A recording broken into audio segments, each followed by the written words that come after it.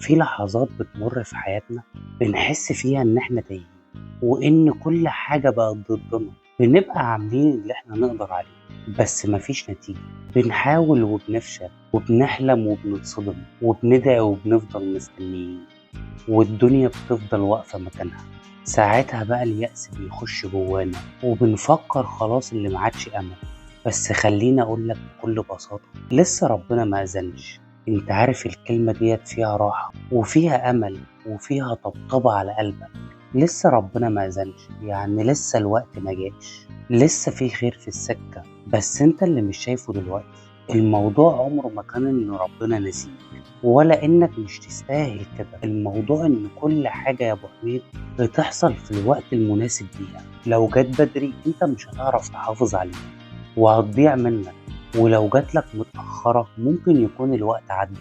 عشان كده ربنا بيرتبها لك وبيأذن لك بالحاجة لما تكون انت جاهز ليها وهي كمان جاهزة ليك.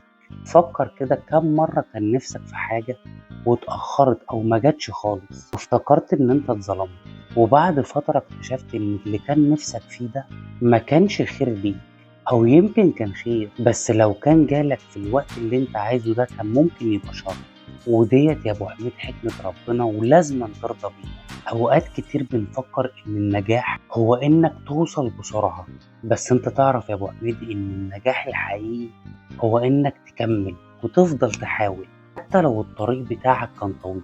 عارف اللي بيطلع الجبل مش بيطلعه من أول خطوة، وبرضك وهو في البداية ما بيبقاش شايف القمة بس بيكمل عشان واثق في نفسه. وانت كمان لازم تكون واثق في نفسك وواثق في ربنا وتكمل مهما اتأخرت الحاجة اللي انت بتدعي بيها. لسه ربنا ما أذنش ليها. ما تيأسش، لأن اليأس ده هو الحاجة الوحيدة اللي بتخليك شاكك في حكمة ربنا، وديت أكبر خسارة أنت ممكن تخسرها. اليأس ده بيقفل باب الرحمة وساعتها بتلاقي نفسك مش مرتاح وبتقول أنا مش هعرف أنجح. بس مين قالك كده يا أبو حميد؟ ده ربنا نفسه بيقول إن مع العسر يسر، يعني كل دقيقة معاها فرج، كل حزن وراه فرح، كل تأخيرة وراها حكمة. خليني أحكي لك قصة صغيرة. كان في واحد لسه متخرج من سنتين وبيقدم على شغل كتير وكل مرة بيترفض وبيحاول يسافر وما بيعرفش اشتغل كل حاجة وكل مرة يقول لنفسه أنا منحوس، بس كان بيفضل يدعي. وبعد تعب 6 سنين جاله شغلانة محترمة وفيها كل اللي بيحلم بيه. ساعتها قال أنا فاكر إن ربنا كان ناسيني بس هو كان بيرتب لي رزق محترم وبيمهدني ليه. هو ده الفرق ما بين اللي كمل وما بين اللي وقف. لو عندك حلم ما تسيبوش علشان مفيش مستحيل عند ربنا. اوقات ربنا بيأخر عنك حاجة عشان يخليك تنضج كده وتعرف قيمتها، وعشان تتعلم الصبر وتعرف قيمة الحاجة ديت لما تجيلك.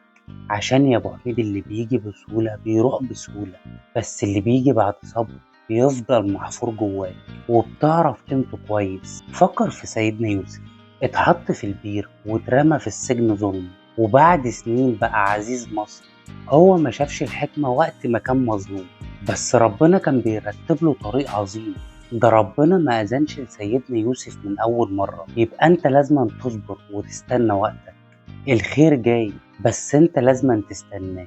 أهم حاجة ما تخليش اليأس يخش جواك، خليك دايما واثق في ربنا عارف إن هو مش هيضيعك. الكلمة ديت كفيلة تغير قدرك كله عشان أنت مسلم نفسك وكلك لربنا.